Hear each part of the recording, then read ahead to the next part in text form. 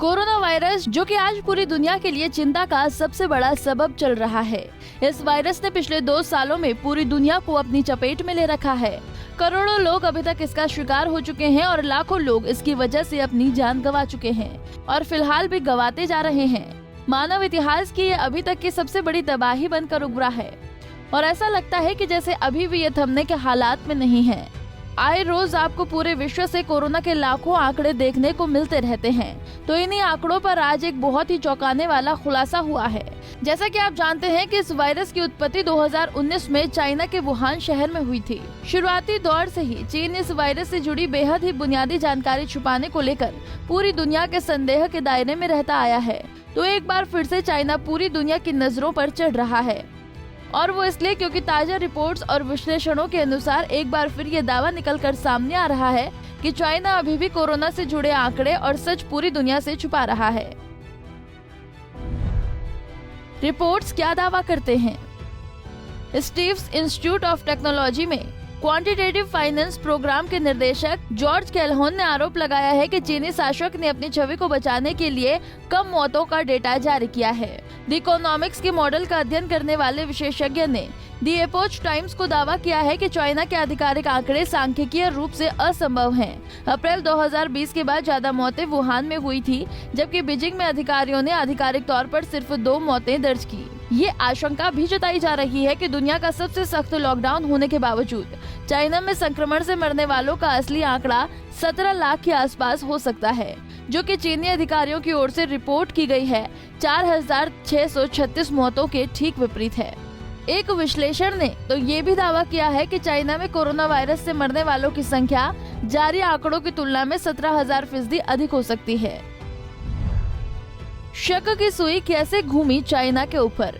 यूँ तो China corona के शुरुआती काल से ही पूरी दुनिया की नजरों पर शक की छतरी बनकर चढ़ा हुआ है, लेकिन हाल ही में आए रिपोर्ट्स के मुताबिक जो खुलासे हो रहे हैं उससे जाहिर रूप से चाइना अपना दामन छुड़ा नहीं सकता। मौजूदा आंकड़ों के मुताबिक चाइना को दुनिया में सबसे कम कोरोना मौतों वाले देशों में गिना जाता है। इस पर जॉर्ज कैलहोन ने कहा था कि ये असंभव है, चिकित्सीय रूप से भी और सांख्यिकीय रूप से भी असंभव है। तर्क देते हुए उन्होंने ये कहा कि याद रखें 2020 में न वैक्सीन थी और न ही कोई इलाज।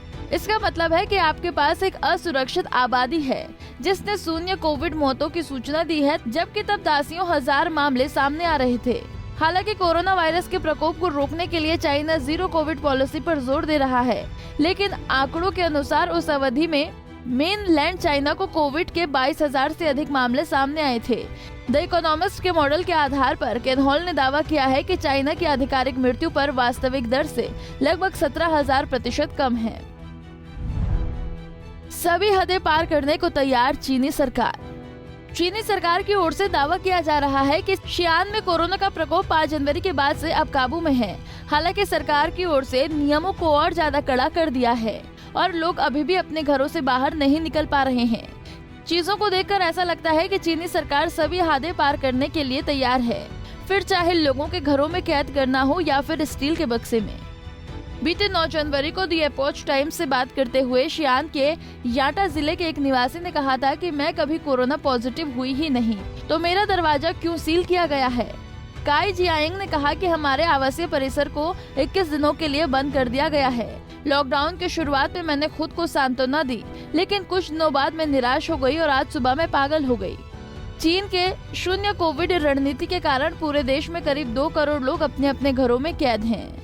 इसमें शियान के अलावा आनयांग और युझोउ शहर भी शामिल है। इन शहरों के लोगों को खाने पीने का सामान खरीदने तक के लिए बाहर निकलने की अनुमति नहीं है। लोग परेशान हैं, हताश हैं। इस बोझ में दबे वो त्राही कर रहे हैं। हमसे जुड़े रहने के लिए हमारे YouTube चैनल को सब्सक्राइब करें और नई वीडियो की नोटिफिकेशन के लिए बेल आइकॉन को दबाएं। अगर आप ये वीडियो Facebook पर देख रहे हैं तो लाइक जरूर करें और ज्यादा से ज्यादा शेयर करें। धन्यवाद।